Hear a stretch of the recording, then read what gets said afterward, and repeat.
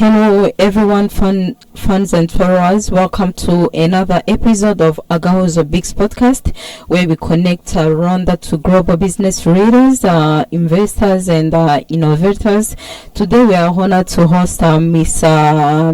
Sashi Ravada, General Manager for Pelikan Middle East and Africa, currently visiting Kigali to explore investment opportunities and potential distribution partnership in Rwanda. Pelikan is a part of the Hamelin Group, one of Europe's leading manufacturers of school and office supplies, with products sold in more than 140 countries and brands, including Pelikan, Oxford and Unirix. Mr. Ravada, welcome to Rwanda and welcome to Agahozo Bigs podcast.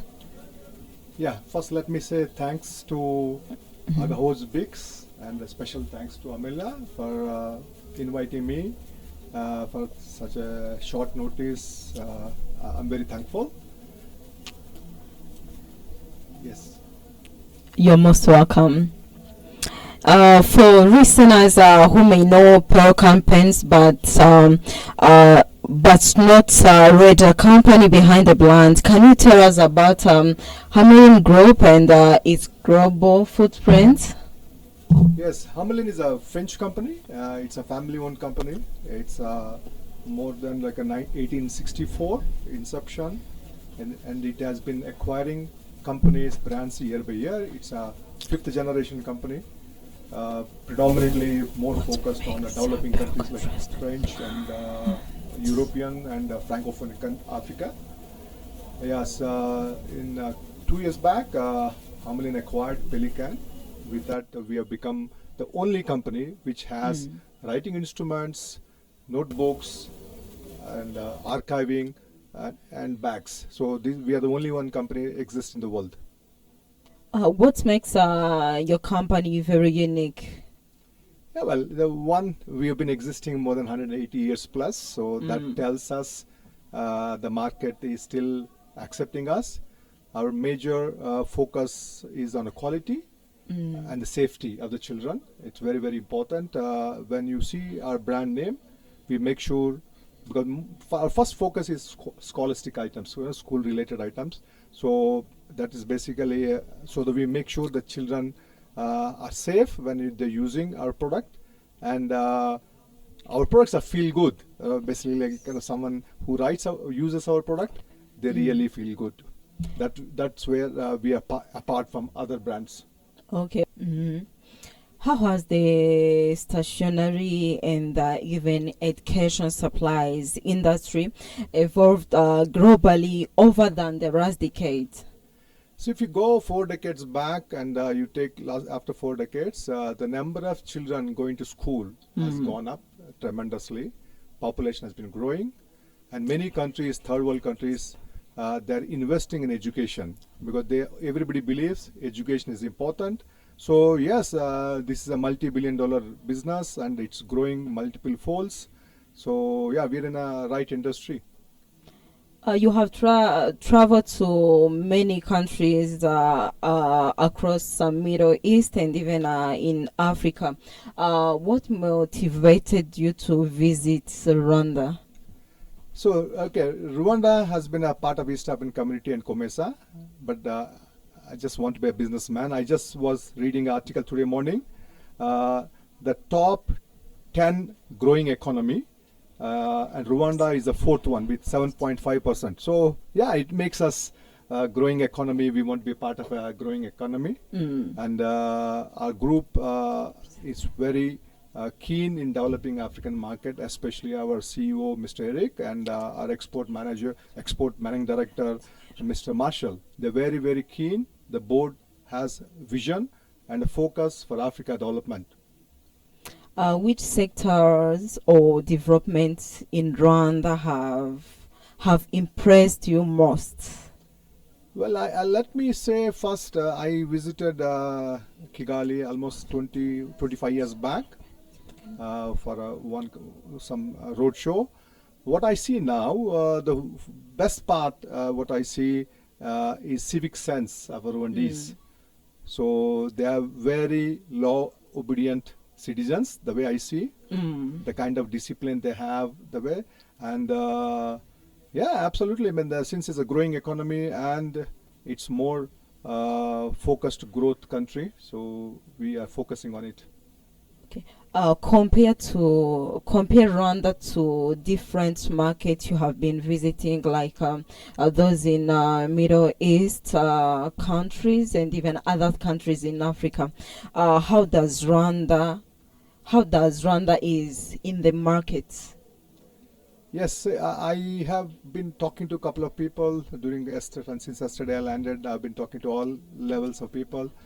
One, which very clearly I understand, Rwanda and Rwandese, basically our citizens of Rwanda, are very focused on education, so which makes more attractive to us.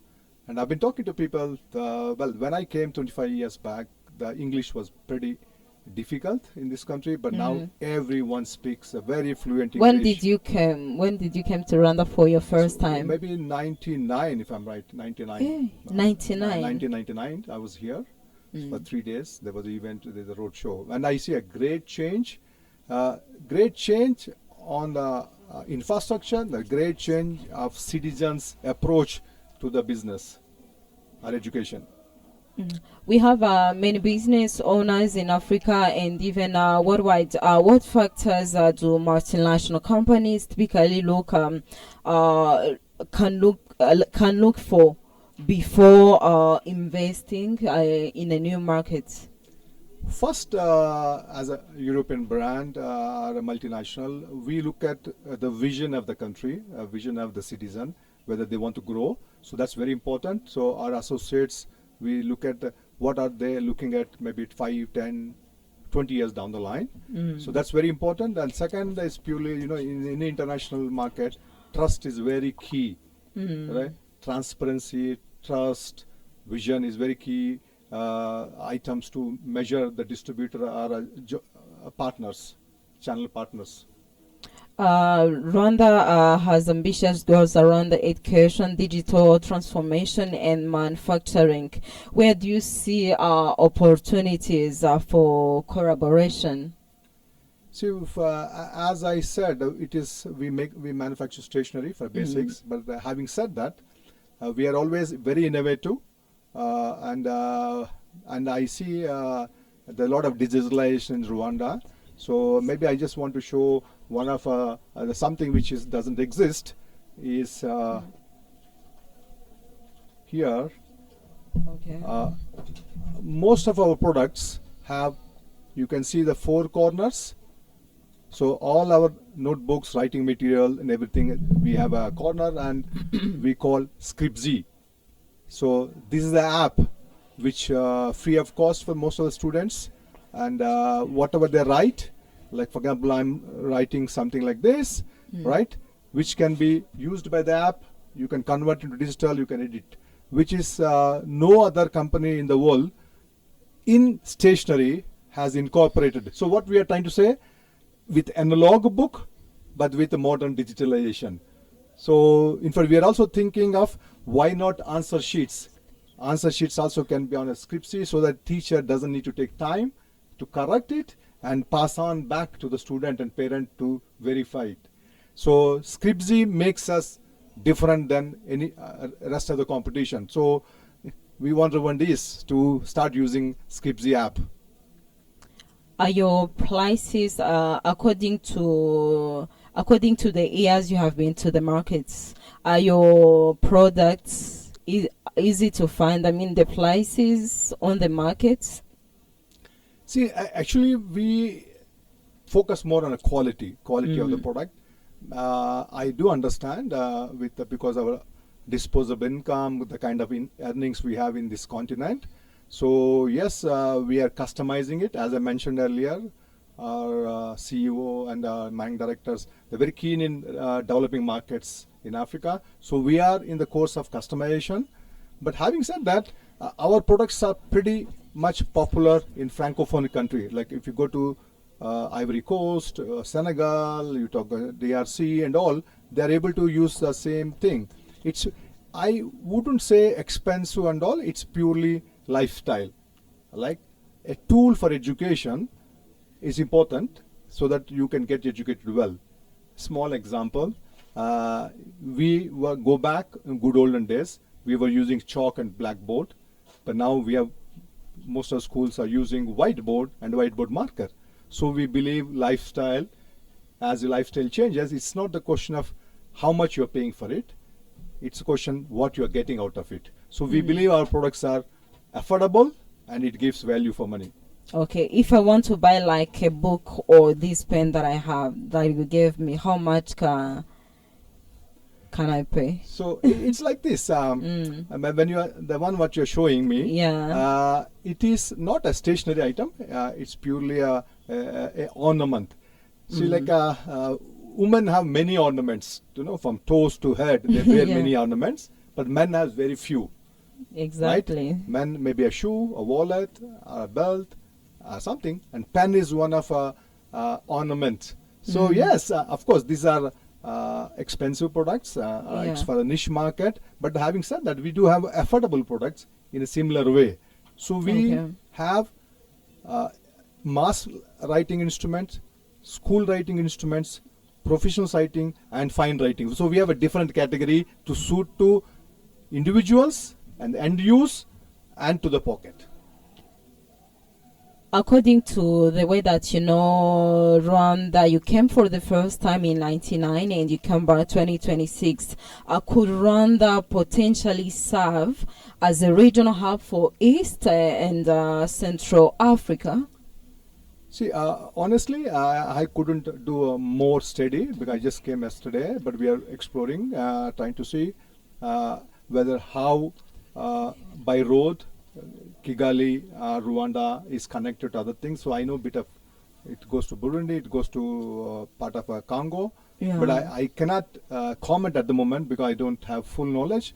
But only one thing, yes, what I see is Rwanda is very enterprising. As I said, it's a growing economy. I'm sure there's something happening to be like a hub to serve the neighboring countries. So we will go with the time. We shall see what to do. What would make Rwanda even more attractive for international manufacturers? Because I've been looking at from the media and everything. Simply, it's like the good governance and absolutely the good civic sense. And Rwanda is attracting the whole world to come here. So more sophisticated, more open. So I believe the international brands slowly will start coming it. The idea is only first something should be made available and people have to start using it. Once they start using, they understand the value of the product. Okay. One of the key objectives of your visit to Rwanda, especially Kigali, is to identify potential distributors. What qualities are you looking for in a Rwandan distribution partner? See, like the whole idea of coming to Rwanda is because it's part of East African community. It's part of COMESA. We have manufacturing units across the world, and one of our manufacturing plant is in Tunisia, which is part of COMESA. So we are exploring products from Tunisia under COMESA to bring at zero duty, European quality at zero duty to Rwanda. So that is one of our main thing. And the distributors, absolutely, like we are going back to all, we will be giving samples, we will be exploring their interest and all. And we believe since Rwanda gives more emphasis on education, eventually the lifestyle will change. The Rwandese will invest on a good quality instruments for education. What categories present the biggest opportunity for local distributor? See, primarily to start with, basically we are more focusing on scholastic items, where we start pencils, eraser, sharpeners, then we have color pencils, then we have crayons, and then we have markers. So these are basic products we want to use. School is our main focus, and since it's a digitalized country and there are more emphasis on digitalized, we would also experiment on a secondary education and higher education, introducing our Oxford products. Of course, we'll customize for more affordability. if someone wants your products, where can he or she find them? Like someone who is following our show Agahozo Big podcasts. You said that you have some distributors in East Africa and Middle East. Yes, yes, yes. So we have been having a distributor more than 15 years in Kenya, Textbook Center. You will find almost majority of our range. You will get it there.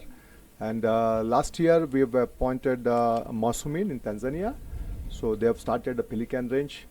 And now we are discussing, in fact, before coming to Kigali, I was in Uganda for 3 days. So we are discussing with 2 prospects, big companies going to be distributor. And mostly, traditionally, distributors in Uganda cater to Rwanda, Burundi, Eastern Congo.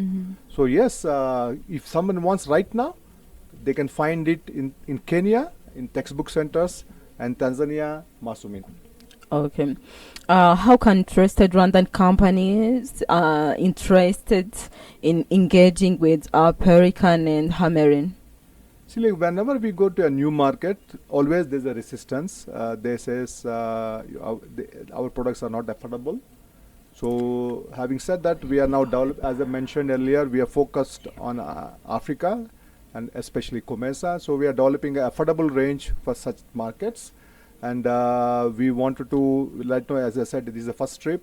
So soon we'll have a Ugandan distributor. So he would have samples. So there'll be a team, sales team, marketing team will be visiting Rwanda again. I'll be visiting very often. So we'll give samples. We will tell the distributor to test. We will also go to schools. We give some samples. We tell them to test. And then we see the market reaction. And then I'm sure if we create a pool, absolutely a distributor will be forwarding, they will be look forward to have it. But having said that, I have seen in the market already Pelikan eraser in the market. Our A20, A30, AL20, AL30 is still in, I'm really surprised to see it is there in the market, and they call rubber. Okay, we call eraser, they call rubber. So rubber in Pelikan is available in the Rwandan market. Would you be open to partnership with e-commerce platforms, with sellers, education platforms, and retail chain? Actually, our focus is in all omni channels. We start from, let's talk general trade, the wholesale. Then we talk about stationery stores, retail, and then we talk about modern trade. Then we talk about the institution sales, the schools and institutions. Then we talk about e-commerce. So, in fact, in Amazon, we are one of the biggest contributor in Amazon. We have a very good portfolio in Amazon. What support does Hamelin provide to its distributors or partners? First, we do a product training. So let our distributor know what product is offering to a customer, the quality, specification, everything. Then we do marketing material. We give brochures, we give a POS, and we give entire marketing support. And we also give a social media content. So we have a huge marketing team from France to even Middle East. So we give entire, depends on the country and depends on the distributor need. We customize our marketing roadmap. What support? Yes, you give the support to your distribution partners in East Africa and even in Middle East. And even education is one of the Rwanda's highest priorities. How does Pelikan contribute to learning and education globally? See, but as I said, scholastic item is our DNA, like books and thing. And we always go to schools, we do campaign, and we also conduct coloring competition. We also do many activities where the children are engaged.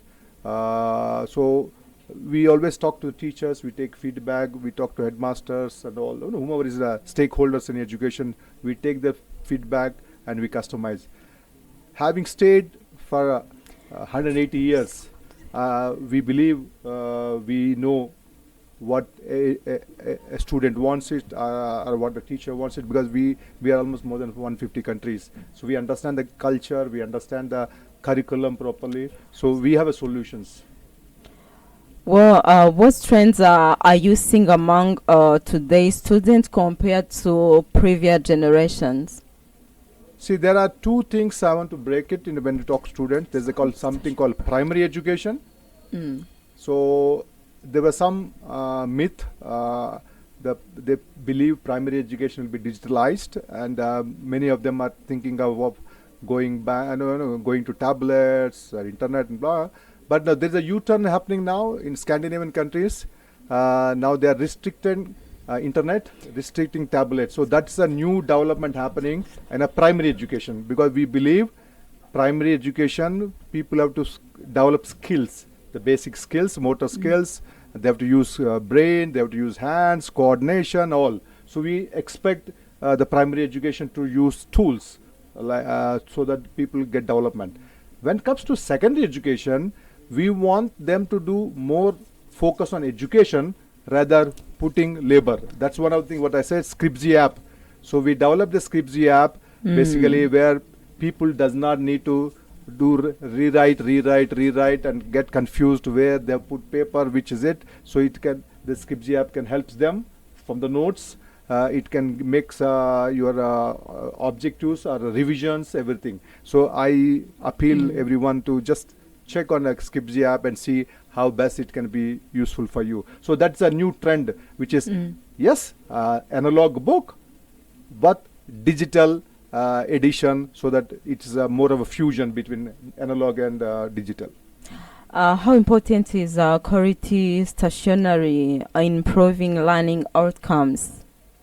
See, generally, child is a bit innocent. They don't know much. A quality stationery, a quality tool attracts child attention. But if you give a good pencil or a good eraser or a good pen or a good book, the child gets motivated. When they get motivated, they focus. So that's my view, and most of the educationists, they talk about it. Every child like to enjoy what they are doing it. So a good product, a good tool, which motivates child to do further education. Could you envision a partnership with schools, universities, or educational programs in Rwanda? See, globally we do. We have been doing many partnerships with that. So yeah, with the time, why not? So as I said again, our vision is Africa. So why not Rwanda? I mean, absolutely, we will partner with universities and see if anything we can do together.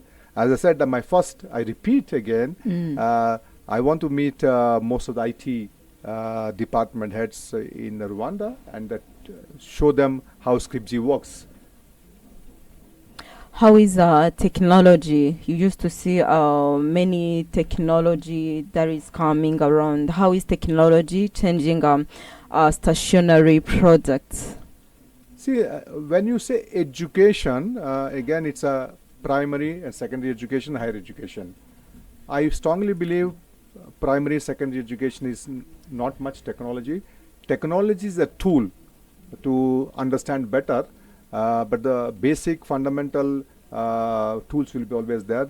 So technology is coming, so we have more visual things, more AI coming and all.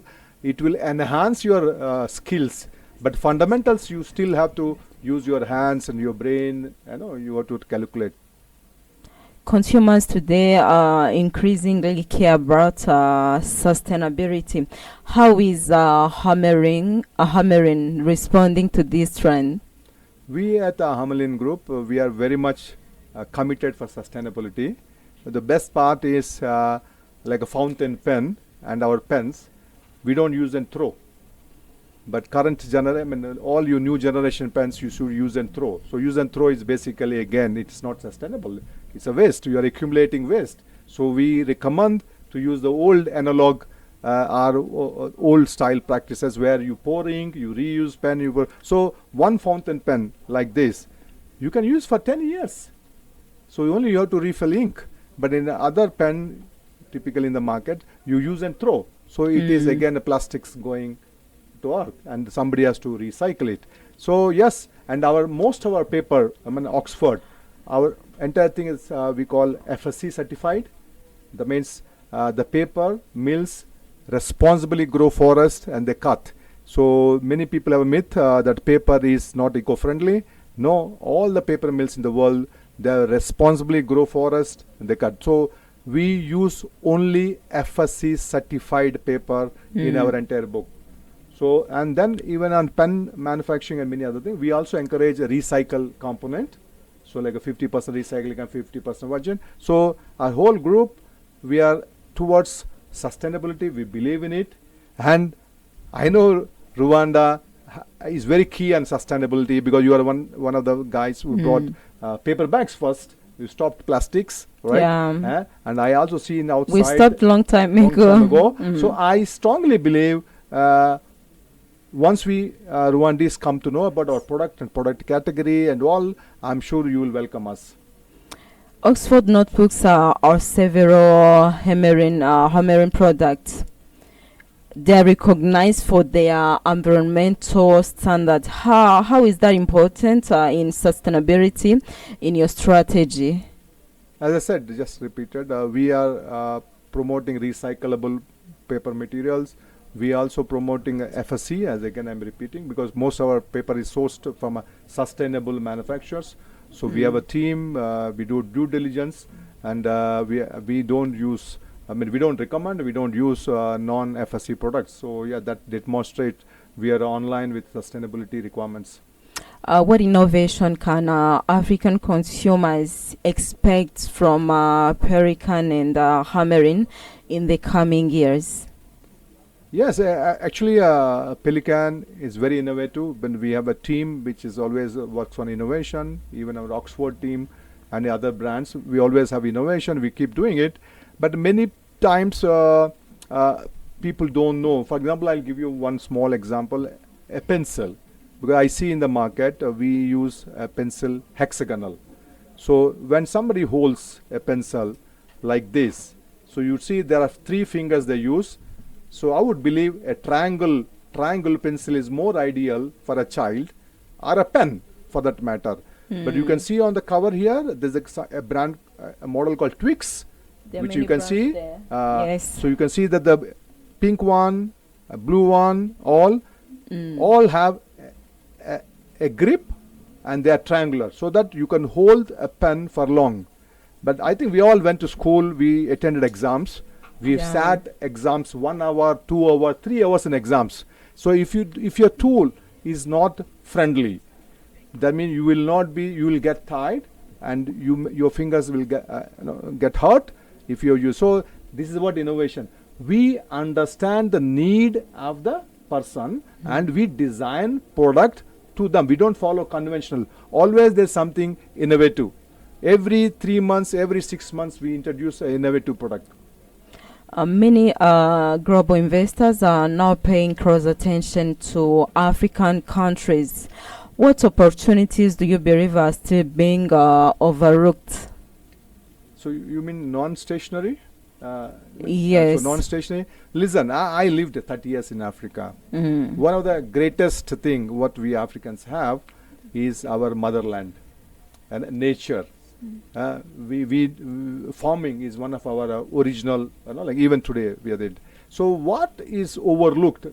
I will reserve my comments. The young generation, youth, is more looking on technology and techie product than the fundamental farming, manufacturing, supply chain. I think they are they're overlooking on it and they're going to on a technological side and all.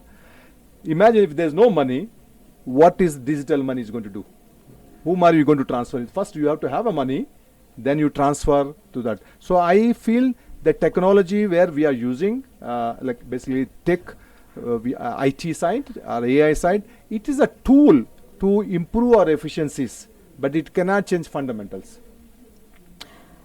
There are some advice you can give to African entrepreneurs who are seeking to work with global brands, like even your brand is international.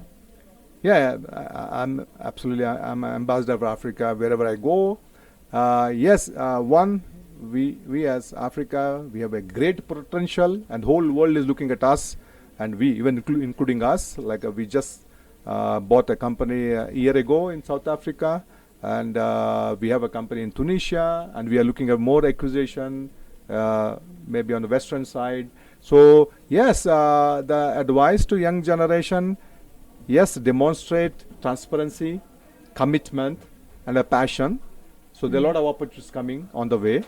Having said that, we still have to understand our core values: farming, manufacturing, supply chain. This is the key according to me. I'm from old books, so I believe still these are fundamentals, and the world is looking to partner with you.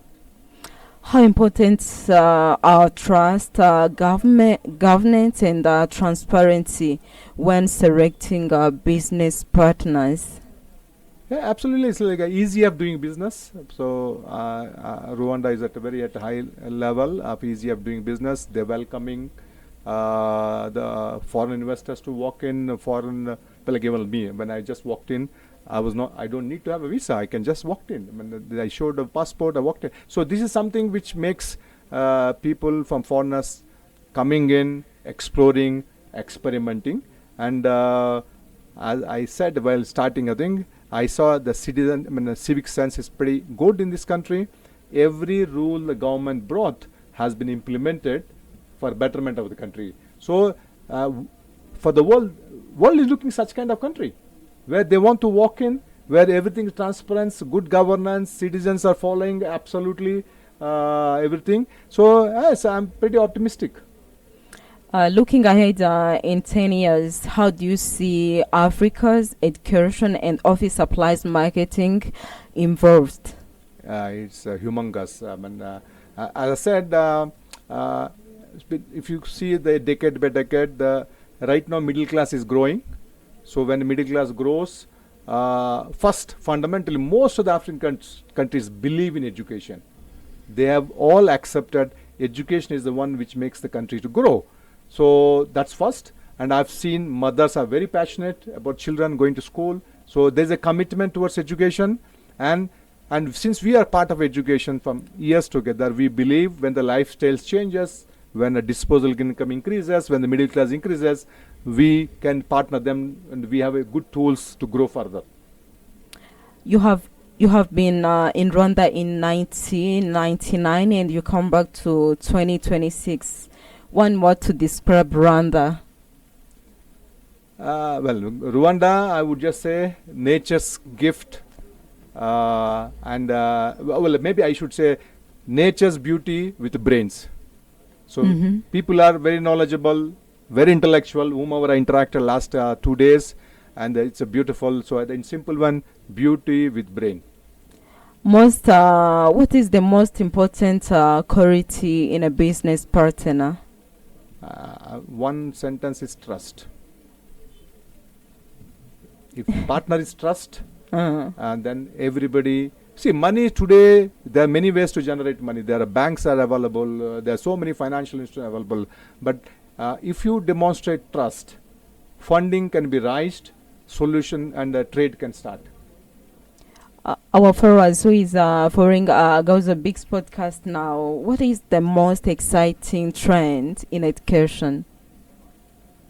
Most exciting trend is something I would say the education is taking a U-turn.